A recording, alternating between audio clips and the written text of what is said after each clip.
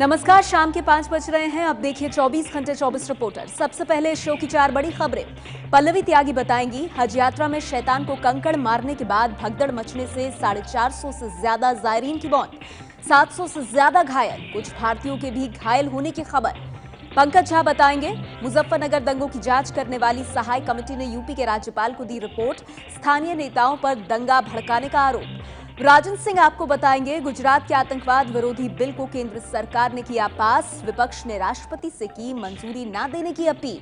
और सरोज सिंह बताएंगे economic times के मुताबिक रेल मंत्री सुरेश प्रभु के कामकाज से खुश नहीं है प्रधानमंत्री, लेकिन एबीपी न्यूज को पीएमओ सूत्रों ने कहा प्रभु पर है पूरा भरोसा। आगे देखिए आज की सबसे बड़ी खबर।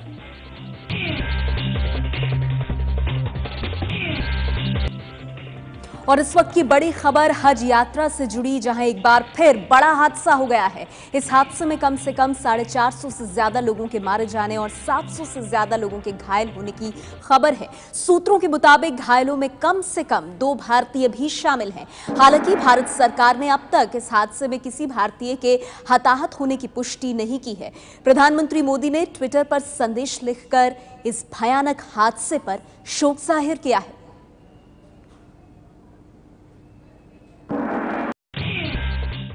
अभी तो पता नहीं लगेगा कि कितने इंडियन हैं, तो जो भी वहाँ शहीद हुए हैं, इस हादसे में गुजरे हैं, चाहे वो इंडियन हो या कहीं से भी आए हो, आखिर इंसान थे, हाजी थे, एक अच्छे काम के लिए गए थे। उनके लिए हम दिल से दुआ निकलती है कि वो वहाँ शहीद हुए। अपना कहाँ उन्होंने जिस मकसद के लिए गए थे वो तो उन्होंने पूरा कर लिया। सऊदी अरब में पवित्र हज यात्रा के दौरान बड़ा हादसा हुआ। शैतान को कंकड़ मारते समय भगदड़ मची। सऊदी अरब के सिविल डिफेंस के अधिकारियों के मुताबिक हज के दूसरे दिन मक्का से लगभग 6-7 किलोमीटर की दूरी पर बसे मीना में शैतान को पत्थर मारे जाने के दौरान हाजियों के बीच अचानक भगदड़ मच गई। इस भगदड़ में सैकड़ों लोगों के मारे जाने और घायल होने की खबर आई। घायलों के इलाज के लिए 200 से भी ज्यादा एम्बुलेंस को लगाया गया है। सऊदी अरब के धार्मिक शहर मक्का में इस साल 20 लाख से ज्यादा लोग हज करने पहुंचे हैं, जिनमें 1.5 लाख से ज्यादा भारतीय शामिल हैं। कुछ दिन पहले ही मक्का की मस्जिद हरम शरीफ में एक क्रेन के गिरने से हुए हादसे में 107 लोगों की मौत हो गई थी और 230 से ज्यादा लोग घायल हो गए थे। मुजफ्फरनगर दंगों की जांच करने वाली विष्णु सहाय आयोग ने यूपी के राज्यपाल को दी रिपोर्ट, स्थानीय नेताओं पर दंगा भड़काने का आरोप। इलाहाबाद हाईकोर्ट के रिटायर्ड जस्टिस विष्णु सहाय की कमेटी ने 775 पेज की रिपोर्ट में कई गंभीर सवाल उठाए हैं। इसमें कहा गया है कि दंगों के दौरान भारतीय जनता पार्टी और समाजवादी पार्टी के नेताओं ने आग में घी डालने का काम किया। जस्टिस विष्णु सहाय की कमेटी ने इस रिपोर्ट को तैयार करने के दौरान 377 लोगों के बयान दर्ज किए हैं। इनमें 100 पुलिस वालों समेत कई राजनीतिक पार्टियों के नेता और कार्यकर्ता भी शामिल हैं। मुजफ्फरनगर में 27 अगस्त 2013 को शुरू हुए दंगों में 60 लोग मारे गए थे, जबकि हजारों लोग विस्थापित हो गए थे। दंगों की जांच की रिपोर्ट जस्टिस विष्णु सहाय ने राज्यपाल राम नाईक को दे दी है। खुद हमारे साथ हैं विष्णु सहाय जी। सर, ये बताइए कि जो दंगों की रिपोर्ट आपको बनाने के लिए कही जांच रिपोर्ट, उसके टर्म ऑफ रेफरेंस क्या थे? वो जो 4 बिंदु थे वो थे कि दंगों की जो वारदात है उनके बारे में क्या डिटेल्स, दंगों का कारण क्या था, बिंदु 1। बिंदु 2 ये था कि अधिकारियों का प्रयास कैसा था। बिंदु 3 ये था कौन जिम्मेदार है दंगों के लिए। और बिंदु 4 ये था कि भविष्य में ऐसे दंगे ना हो तो इसके लिए क्या सुझाव है। और इंक्वायरी हमको करना थी जो दंगे हुए थे मेरठ, मुजफ्फरनगर, शामली, बागपत और सहारनपुर। वजह निकली कि दंगे किस वजह से हुई, कुछ बात निकली? ये हमारे एक जांच से संबंध रखता है, इस पे हम कोई कमेंट नहीं करना चाहते। मुजफ्फरनगर दंगे की रिपोर्ट पर बीजेपी और समाजवादी पार्टी की सफाई। यूपी सरकार ने कहा कि सरकार के लोग क्यों कराएंगे दंगा। हमारे पास इस बात के पूरे प्रमाण हैं। जांच आयोग की रिपोर्ट अंतिम नहीं होती। जांच आयोग का गठन जैसे जैसे हुआ था सबको मालूम है, इसलिए जांच आयोग की रिपोर्ट का हम अध्ययन करेंगे। अध्ययन करने के बाद अधिकृत प्रतिक्रिया देंगे, लेकिन प्रथम दृष्टया भाजपा का हाथ नहीं। घटनाक्रम के प्रारंभ करने में समाजवादी पार्टी का संरक्षण साबित होगा। जो भी इसके लिए जिम्मेदार होंगे वो बख्शे नहीं जाएंगे। जिस जो सरकार है वो क्यों करेगी इस तरह का काम। सरकार अपने ही प्रदेश का क्यों माहौल बिगाड़ेगी? अब उसका अध्ययन करेंगे हम। जस्टिस विष्णु सहाय कमेटी ने मुजफ्फरनगर दंगों पर अपनी रिपोर्ट में स्थानीय नेताओं को जिम्मेदार माना है। मुजफ्फरनगर दंगों की जांच रिपोर्ट आने के बाद कांग्रेस ने दोषियों पर कड़ी कार्रवाई करने की मांग की है। कहा बीजेपी का तो काम ही यही है। देखिए, हम लोगों ने उस वक्त भी कहा था कि पोलराइजेशन कराने की कोशिश कर रहे हैं वहाँ के लोग। सरकार ढीली है, सरकार के जो कुछ लोग हैं उनके भी भाषण आए थे और स्वाभाविक रूप से बीजेपी का तो ये काम ही है। बीजेपी तो शायद ही कोई कमीशन हो दंगों के बाद बना हो जिसने बीजेपी और आरएसएस को उस तरह का जिम्मेदार नहीं ठहराया हो। तो ये कोई हम लोगों के लिए आश्चर्य की बात नहीं है, लेकिन हम लोग जानते हैं कि इन पर कोई कार्रवाई भारत सरकार नहीं करने वाली है। अगर राज्य सरकार को करना है तो हम राज्य सरकार को कहेंगे कि सख्ती से इस पर अमल किया जाए। मुजफ्फरनगर दंगों की जांच कर रही जस्टिस विष्णु सहाय की कमेटी ने बीजेपी और समाजवादी पार्टी नेताओं को हिंसा भड़काने का दोषी माना है। तो मुजफ्फरनगर दंगों को लेकर एसपी और बीजेपी पर कांग्रेस निशाना साध रही है। प्रधानमंत्री के आयरलैंड में कल सेक्युलरिज्म पर दिए बयान पर भी कांग्रेस और दूसरी विपक्षी पार्टियों ने उन्हें घेरना शुरू कर दिया है।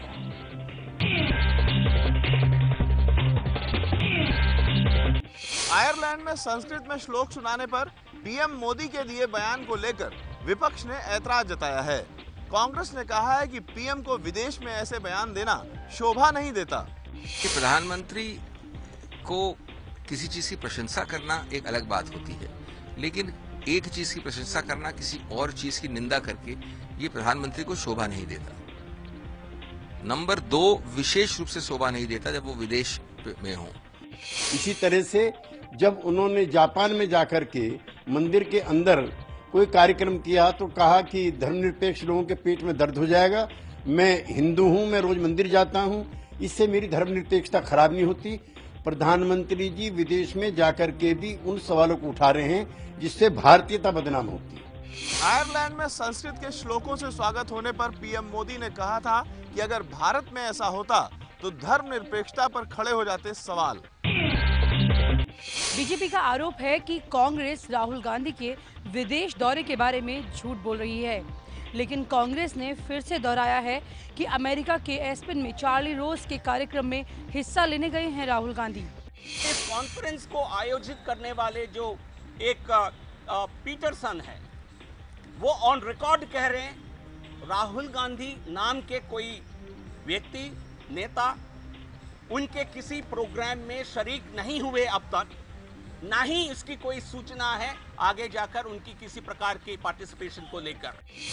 माननीय कांग्रेस उपाध्यक्ष श्री राहुल गांधी एस्पन एक शहर का नाम है कोलोराडो यूनाइटेड स्टेट्स में, वहां पर वीकेंड विद चार्ली रोज ये कॉन्फ्रेंस का नाम है, उसमें गए हैं और कॉन्फ्रेंस की समाप्ति के बाद वापस लौट आएंगे। कांग्रेस के प्रवक्ता रणवीर सुरजेवाला ने राहुल गांधी के कार्यक्रम के बारे में कल भी वही जानकारी दी थी जो वो आज दे रहे हैं।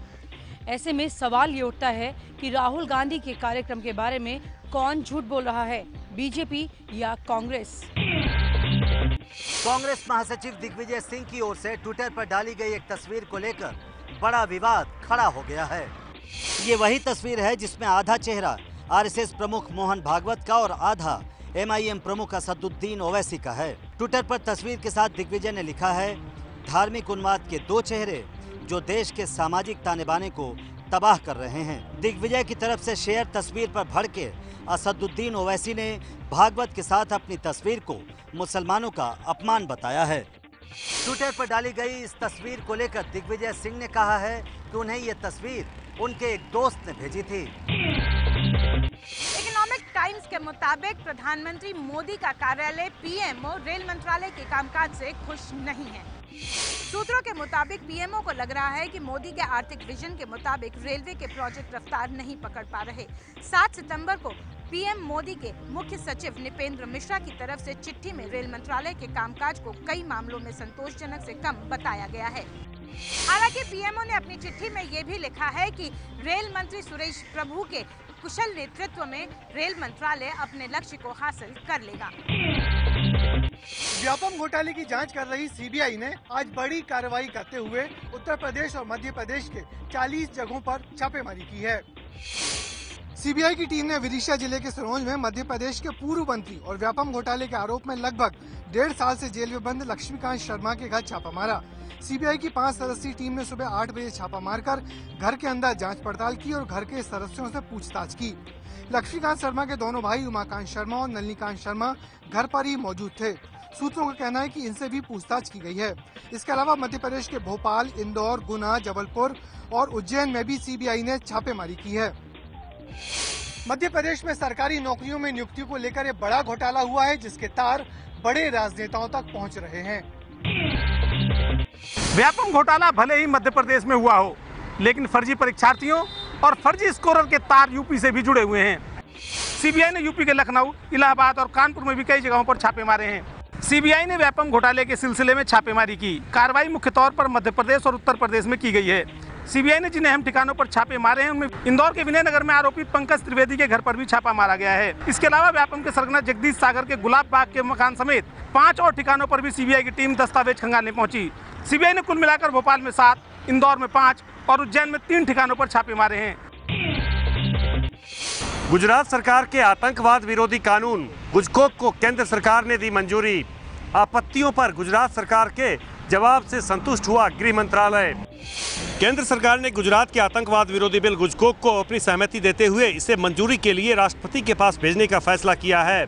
नरेंद्र मोदी के सीएम रहते ये बिल गुजरात विधानसभा में 3 बार पारित करके केंद्र को मंजूरी के लिए भेजा गया था, लेकिन हर बार कुछ विवादित प्रावधानों की वजह से इसे केंद्र की मंजूरी नहीं मिल पाई। 2004 में तत्कालीन राष्ट्रपति एपीजे अब्दुल कलाम ने और 2008 और 2009 में तत्कालीन राष्ट्रपति प्रतिभा पाटिल ने इसे यूपीए सरकार की सिफारिश पर नामंजूर कर दिया था। इस बिल के जिन प्रावधानों पर विवाद रहा है उनमें इलेक्ट्रॉनिक इंटरसेप्शन और पुलिस अफसर के सामने दिए गए बयान को अदालत के सामने सबूत के तौर पर पेश किए जाने जैसे प्रावधान शामिल हैं।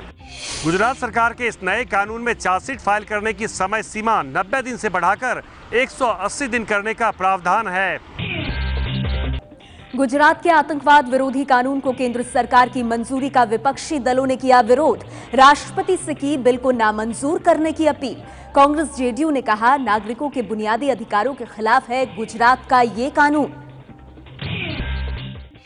केंद्र सरकार गुजरात मॉडल को समूचे देश पर थोपना चाहती है।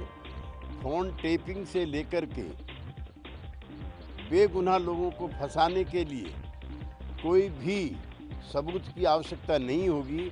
इतना खूंखार ये कानून है। मैं राष्ट्रपति महोदय से निवेदन करता हूं कि इस कानून को स्वीकृति ना दें, वरना नागरिक आज़ादी खतरे में पड़ जाए। बहुत ही एक घिनौना कानून है और इसको कभी स्वीकृति नहीं दी जानी चाहिए थी।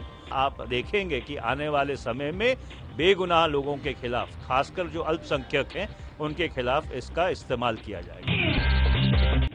दिल्ली में कंझावला के डीएम से उनके दफ्तर में मारपीट का आरोप बीजेपी सांसद उदित राज के पीए पर लगा है। यह है दिल्ली के नॉर्थ वेस्ट जिले के डीएम संजय गोयल का दफ्तर। आरोप है कि बीजेपी सांसद उदित राज के पीए और कुछ समर्थक यहां आए हुए थे। इन लोगों की किसी बात को लेकर डीएम से झड़प हो गई और बात मारपीट तक पहुंच गई। डीएम ने उदित राज के पीए पर बंधक बनाने का आरोप लगाया है। आम आदमी पार्टी ने दिल्ली पुलिस से कड़ी कार्रवाई की मांग की है। एक शख्स है मिस्टर परमिंदर, जो सेक्रेटरी है ऑनरेबल एमपी नॉर्थ वेस्ट के।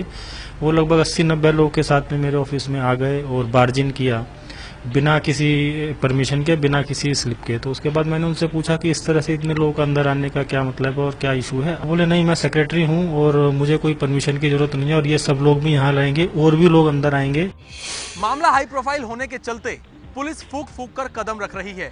डीएम की शिकायत पर पुलिस जांच में जुटी है और जांच के बाद केस दर्ज होगा। आम आदमी पार्टी के विधायक सोमनाथ भारती की अग्रिम जमानत याचिका पर सुप्रीम कोर्ट सोमवार को सुनवाई करेगा। फिलहाल सोमनाथ की गिरफ्तारी पर सुप्रीम कोर्ट ने कोई रोक नहीं लगाई है। दिल्ली हाई कोर्ट से अग्रिम जमानत याचिका खारिज होने के बाद से ही सोमनाथ भारती पुलिस से भागते फिर रहे हैं। सोमनाथ की पत्नी लिपिका ने उनके खिलाफ घरेलू हिंसा और हत्या के प्रयास का केस दर्ज कराया था, जिसके बाद से पुलिस उन्हें हिरासत में लेकर पूछताछ करना चाहती है।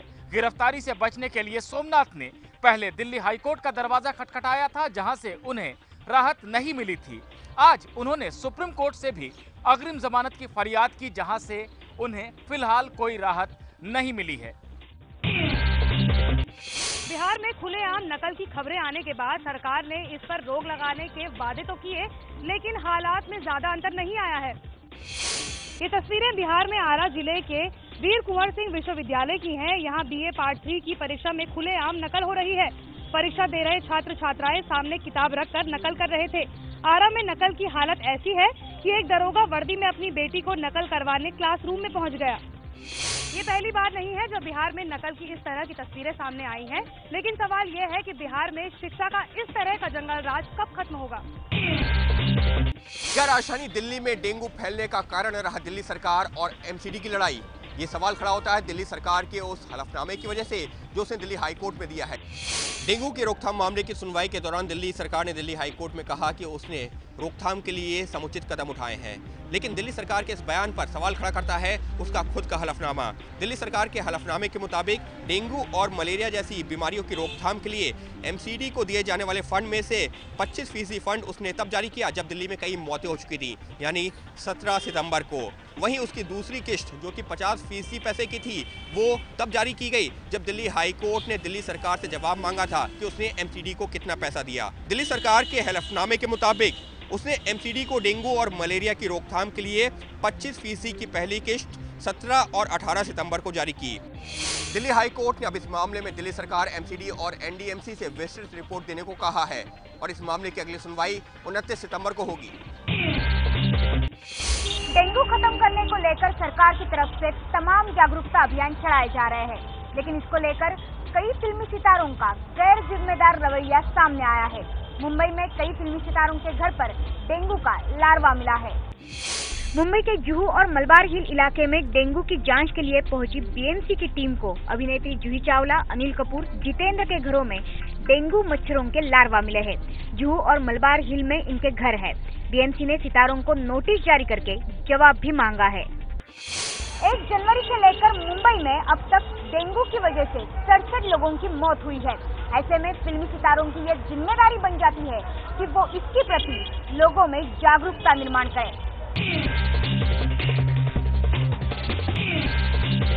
फ्रेंच कार निर्माता कंपनी रेनो ने आज अपनी छोटी कार क्विड की भारतीय बाजार में ग्लोबल लॉन्चिंग की है। अगले महीने से इस कार की डिलीवरीज ग्राहकों को मिलने लगेगी। छोटी कारों के बाजार में निश्चित तौर पर जो मारुति सुजुकी की बादशाहत कायम है उसको एक सीरियस चुनौती जो है रेनो की क्विड की तरफ से मिलने जा रही है, क्योंकि कीमत इतनी अट्रैक्टिव है। उसके अलावा भारतीय ग्राहकों के लिए जो मायने रखता है माइलेज, वो सबसे ज़्यादा है। पेट्रोल कारों में देश में सबसे ज़्यादा माइलेज देने वाली कार 25.17 किलोमीटर प्रति लीटर का जो है क्विड का माइलेज है। SUV इंस्पायर्ड लुक है। छोटी कारों के बाज़ार में आमतौर पर जो कारें छोटी देखने को मिलती हैं, वहीं 800 सीसी सेगमेंट में क्विड को जो है कंपनी ने SUV इंस्पायर्ड लुक दिया है। शुरुआती कीमत जो है क्विड की 2,57,000 रुपये है। 6 वेरिएंट्स में ओवरऑल अवेलेबल है। टॉप एंड वेरिएंट की कीमत 3,53,000 रुपये तक जाती है। मशहूर मोबाइल गेम एंग्री बर्ड्स पर बनी film the angry birds movie का ट्रेलर रिलीज। अगले साल रिलीज होगी फिल्म। एंग्री बर्ड्स एक एक्शन और कॉमेडी से भरपूर एनिमेशन फिल्म है। Suddenly appear every time you are near, just like me, they love me. Angry birds the movie के निर्देशक क्ले कैटिस हैं और ये फिल्म अगले साल 20 मई को रिलीज होने वाली है।